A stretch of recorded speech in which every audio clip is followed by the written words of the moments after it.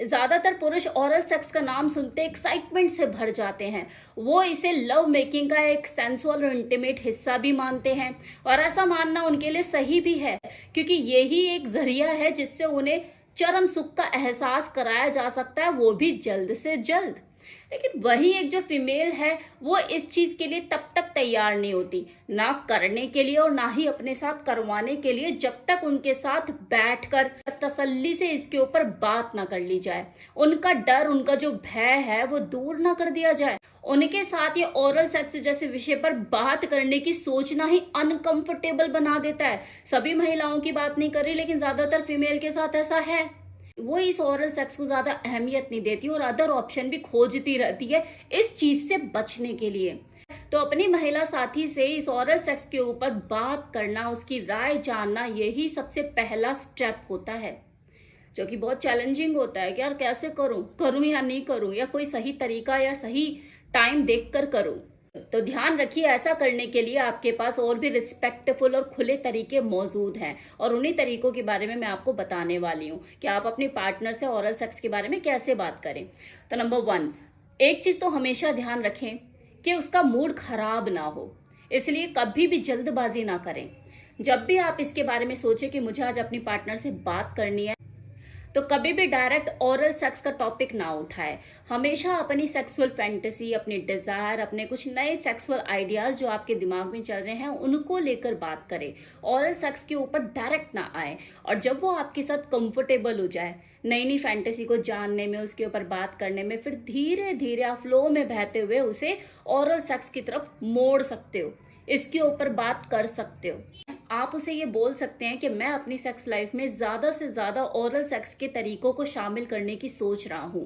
अगर हम दोनों कंफर्टेबल फील करते हैं तो हमें ये नया एक्सपेरिमेंट ट्राई करके देखना चाहिए कि आखिर कैसा लगता है। तुम क्या कहती हो, तुम क्या सोचती हो इसके बारे में, मुझे ऊपर से नीचे जाने का आनंद उठाना है, क्या तुम इसमें मेरा साथ दोगी, क्या तुम भी यही चाहती हो। इस तरह से आप उसका अंदर का मन, उसकी अंदर की इच्छा जानने की कोशिश कर सकते हो। और जब वो अपना जवाब देना शुरू करे तो आप उसे बिना टोके, बिना रोके बोलने दो। बस बोलने दो, जो वो बोलना चाहती है, उसके मन में क्या चल रहा है आपकी इस बात को सुन के, वो निकलना बहुत जरूरी है। हो सकता है कि उसके पास आपको कहने लायक बहुत कुछ हो सकता है कि कुछ भी ना हो, और हो सकता है कि जब वो बोलना शुरू करे तो आपका मूड खराब हो जाए या आपको अच्छा ना लगे। लेकिन आप अपने एक्सप्रेशन अपने कंट्रोल में रखिए, अपनी भावनाएं कंट्रोल में रखिए, बस उसे बोलने दीजिए। आपने अपनी इच्छा उसके सामने रखी, यही बहुत बड़ी बात है। अब वो चाहे इस चीज को माने या ना माने, ये सबसे ज्यादा जरूरी था कि आपने जो आपके मन में था उसे बता दिया। अब वो माने या ना माने ये तो चलो बात की बात है, लेकिन ये उसके मन में हमेशा उसे महसूस होता रहेगा कि आखिर आप चाहते क्या हैं उससे, और ये महसूस होना उसके लिए जरूरी है कि उसे ये पल पल महसूस हो कि आप उससे क्या चाहते हैं। लेकिन आपको अब यहाँ पे प्रेशर नहीं बनाना है उसके ऊपर, आपको पेशेंस रखना है, आपको धैर्य रखना है। जब वो धीरे धीरे देखेगी कि मेरे हस्बैंड ने मेरे मना करने पर या मैंने इस बात को इग्नोर कर दिया, लेकिन उसके स्वभाव में कोई बदलाव नहीं आया, उसके अंदर कोई परिवर्तन नहीं आया, उसका प्यार करने का तरीका नहीं बदला, उसका अंदाज नहीं बदला, बेडरूम में उसका बिहेवियर मेरे साथ नहीं बदला, वो कोई फ्रस्ट्रेटेड नहीं हुआ, वो चिड़चिड़ा नहीं हुआ, और 15-20 दिन हो गए हैं इस बात को, इनफैक्ट 1 महीना होने वाला है, उसके अंदर कोई परिवर्तन नहीं है, वहीं से उसका खुद का हृदय परिवर्तन होना शुरू होगा। क्योंकि एक औरत को सिर्फ यही चाहिए, ये उसकी बेसिक से रिक्वायरमेंट है कि उसने जो कहा, अपनी इच्छा रखी, या उसने उस बात को इग्नोर किया, आपने उसको सम्मान किया, उसे वैल्यू दी, दैट्स इनफ। यहीं से उसका मन बदलना शुरू होगा और वो आपकी इस इच्छा पर फिर गौर करना शुरू करेगी कि आप सेल्फिश नहीं हो, आपने तो बस एक खुले मन से एक विचार उसके सामने रखा। तब वो वहां से गौर करना शुरू करेगी और वो आपसे खुद से बात करना शुरू करेगी, यार कैसे होता है, कैसे करते हैं, क्या मैं कर पाऊंगी।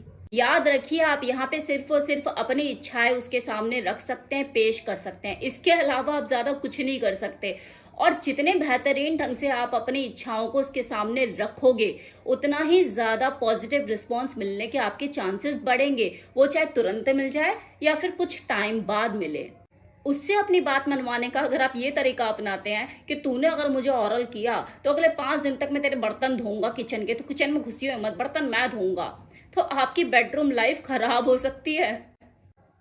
बेडरूम में दो लोगों की आपस की भागीदारी होती है, ये कोई एक तरफा से दी जाने वाली सर्विस नहीं है कि तू मुझे सर्विस दे मैं तुझे उसके पे करूंगा। तो आप अपनी बेडरूम लाइफ को, अपनी सेक्स लाइफ को खुद अपने हाथों से खराब कर रहे हो। और अगर वो थोड़ी तेज तर्रार निकले और इस चीजों को नेगेटिवली लेगी ना, तो आपको तो खाली कर देगी, फिर तो कोई भी काम बिना पैसे लिए नहीं करेगी। ऐसी भी औरतें होती हैं। तो अपनी सेक्स लाइफ को, अपने पार्टनर के साथ अपने रिलेशनशिप को बनाए रखना, ये इसके लिए बहुत ज्यादा समझदारी और तरीके से चलना पड़ता है। तो इन चीजों का आप ध्यान रखें। देखिए, कुछ फीमेल के लिए ओरल सेक्स करना एक अपने आप में काफी डरावना एक्सपीरियंस भी हो सकता है। हो सकता है आपकी जो पार्टनर है वो राजी हो जाए करने के लिए, लेकिन जब वो करने पे आए तो वो प्रैक्टिकली जब उस चीज को करे तो उसको ऐसा लग सकता है मेरा दम घुट रहा है, मुझे अनकंफर्टेबल महसूस हो रहा है, बेचैनी हो रही है, मेरी सांस रुक जाएगी। तो वहां आपको थोड़ा सा पेशेंस रखने की जरूरत है, उसे कंफर्टेबल करने की जरूरत है, उसे वो तरीके समझाने की जरूरत है कि कैसे किया जाता है। आप ऑनलाइन जाकर चीजें उसे दिखा सकते हैं कि कैसे होता है, और उसे कंफर्टेबल महसूस कराने के लिए हो सकता है कि पहल आपको करनी पड़े कि चल मैं पहले करता हूं तेरा ओरल, उसके बाद वो रिलैक्स होकर आपके साथ कंफर्टेबल हो सके। तो ये भी करना पड़ सकता है आपको, और ये अच्छी बात है। आप उसे कंफर्टेबल करने के लिए खुद भी तो करके देखो कि कैसा लगता है, तभी तो उसे लगेगा, हिम्मत आएगी कि हाँ यार मेरा हस्बैंड जब कर रहा है तो चलो ठीक है मैं भी करके देखती हूँ। तो वो और ज्यादा सहज खुद को महसूस करेगी। उसको और ज्यादा कंफर्टेबल महसूस कराने के लिए आप फ्लेवर कंडोम का भी यूज कर सकते हो, जो कि एक तरह से मूड बनाने का काम करता है।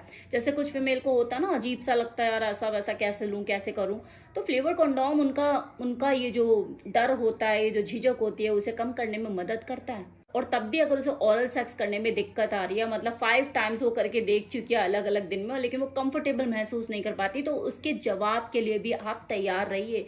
क्योंकि ऐसी बहुत सी सेक्सुअल एक्टिविटीज है जिसमें हो सकता है कि आप कंफर्टेबल महसूस ना करो। तो हर किसी की अपनी अपनी लिमिटेशंस होती हैं, अपना अपना कंफर्ट जोन होता है। कोई अगर अपने कंफर्ट जोन से बाहर जाके चीजों को करता है तो उसमें बहुत ही कम ऐसे लोग होते हैं जो खुद को एडजस्ट कर पाते हैं, कुछ के लिए नहीं हो पाता। तो हर तरह की चीजों के लिए आपको अपने माइंड को प्रिपेयर रखना है। ओरल सेक्स करते वक्त आप हाइजीन का भी पूरा ध्यान रखें, और ये मैं मेल और फीमेल दोनों के लिए कह रही हूँ। और इस एक्ट को जरूरी नहीं है आप फोर प्ले का हिस्सा बनाएं या आउट प्ले का, आप इसे सेक्स के दौरान कभी भी कर सकते हैं। किसी को ऐसा लग रहा है कि हाँ सेकंड राउंड खेलना है लेकिन यार ये हो नहीं रहा है, मतलब इरेक्शन नहीं आ रहा है पीनस में, तो आप ओरल सेक्स करके उसे उठा सकते हो कि भाई उठा भी दूसरा राउंड भी करना है।